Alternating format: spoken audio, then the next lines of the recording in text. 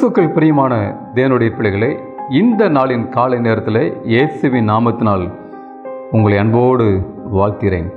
தேவனுடைய கரம் இந்த நாளில் உங்களோடு கூட இருப்பதாக. இன்றைய ஜீவ வார்த்தையாக 97வது சங்கீதம் வசனம் 10 வாசிக்கிறேன், நன்றாய் கவனிங்கள். கர்த்தரில் அன்பு கூறியவர்களே, தீமையை வெறுத்து விடுங்கள். அவர் தம்முடைய பரிசுத்தவான்களின் ஆத்துமாக்களை காப்பாற்றி துன்மார்க்கரின் கைக்கு அவர்களை தப்புவிக்கிறார். பிரியமான தேவனுடைய பிள்ளைகளே, நம்முடைய ஆண்டவர் இந்த காலை நேரத்திலே இந்த பரிசுத்த வேதத்தின் மூலமாக சொல்லக்கூடிய ஒரு காரியம் என்னவென்றால், தீமையை வெறுத்து விடுங்கள் என்று சொல்கிறார். இன்று எங்கு பார்த்தாலும் தீமைகள் நிறைந்து காணப்படுகிறது. காற்றிலே பார்க்கும் பொழுது எப்படி தூசுகள் அதிகமாய் காணப்படுகிறதோ, அதே போல இந்த உலகத்திலே தீமைகள், பாவங்கள், அக்கிரமங்கள் சூழ்ந்து காணப்படுகிறது. நாம் தீமைகளுக்குள்ளாக, பாவத்திற்குள்ளாகவே நாம் வாழ்ந்து கொண்டு வருகிறோம். உள்ளத்தின் ஆழத்தில், சிந்தையில பாவம், தீமை நம்முடைய கண்களுக்கு முன்பாக எங்கு பார்த்தாலும் தீமைகள். அன்பானவர்களே, வேதம் நமக்கு தரக்கூடிய எச்சரிப்பு என்ன? தீமையை வெறுத்து விடுங்கள், தீமை விட்டு ஓய்ந்திருங்கள், தீமைக்கு முற்றுப்புள்ளி வைங்கள். ஒரு நாட்டிலே ஒரு புறஜாதி அரசன் வாழ்ந்து கொண்டு வந்தான்.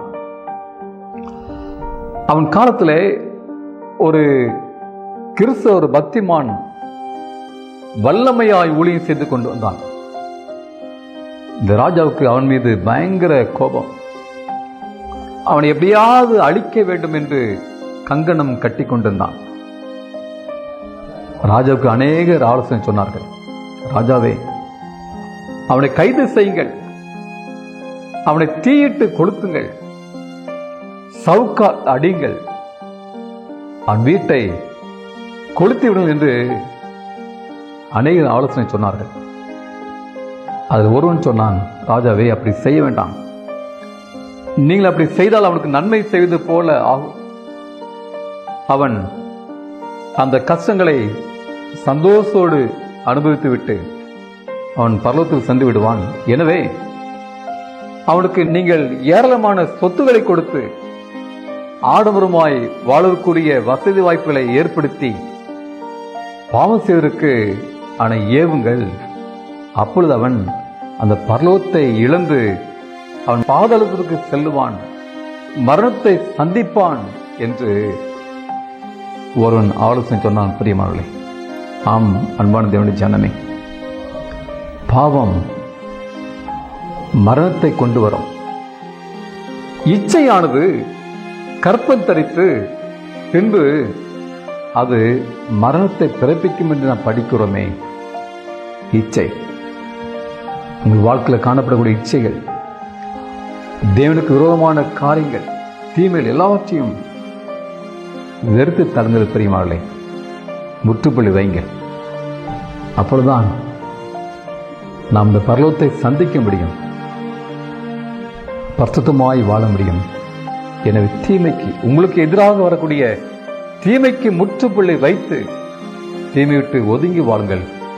தேவன் உங்களை ஆசீர்வதிப்பாராக. நம் கண்களை மூடி ஜெபம் செய்வோம். எங்களை அதிகமாக நேசிக்கிற அன்பின் ஆண்டவரே, இந்த காலை வேளைக்கு ஸ்தோத்திரம் சாமி. இந்த செய்தி கேட்ட நம்முடைய பிள்ளைகளை ஆசீர்வதிங்க. தீமை விட்டு ஓய்விற்கு பலனை கொடுங்க ஆண்டவரே. தீமையை பார்க்காதபடி, பேசாதபடி ஆண்டவரே, தீமைக்கு முற்றுப்புள்ளி வைக்க, பாவங்களை விட்டு ஓய கிருபை தாரும் சாமி. இந்த நாளிலே நம்முடைய பிள்ளைகளை எல்லா தீமைகளுக்கும் விலக்கி பாதுகாத்துக் கொள்ளுங்க. இயேசு நாமத்தில் வேண்டிக் கொள்கிறேன், பரலோகத்தின் பரம தகப்பனே. ஆமென், ஆமென்.